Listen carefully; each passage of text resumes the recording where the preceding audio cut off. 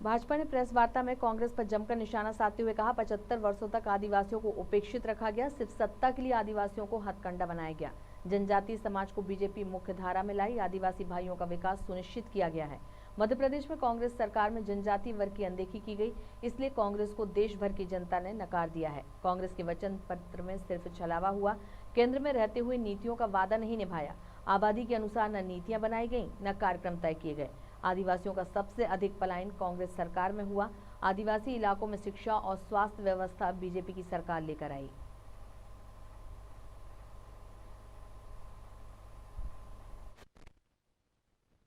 बहुत सारी बातों का उल्लेख किया है, बहुत सारी बातों को कहा है,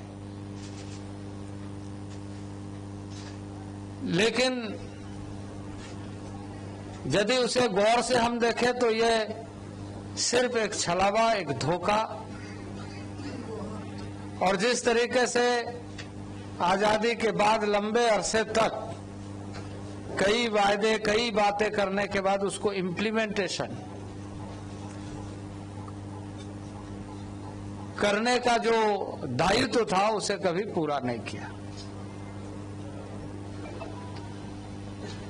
भारत सरकार के माध्यम से जो नीतियां बनाने की बात उन्होंने अपने समय में की थी, उसका इम्प्लीमेंटेशन होने ही नहीं दिया।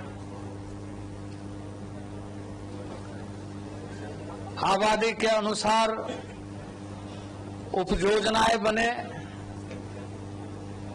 आबादी के अनुसार कार्यक्रम बने।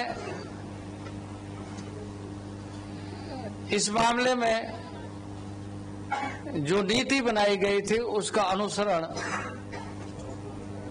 कभी कांग्रेस ने नहीं किया, और यही कारण था कि सुदूरवर्ती क्षेत्र पिछड़ते गए, क्योंकि उसमें बातें की गई थी कि उसमें स्वास्थ्य की चिंता, शिक्षा की चिंता और साथ ही साथ उन क्षेत्रों का समस्त लोगों को,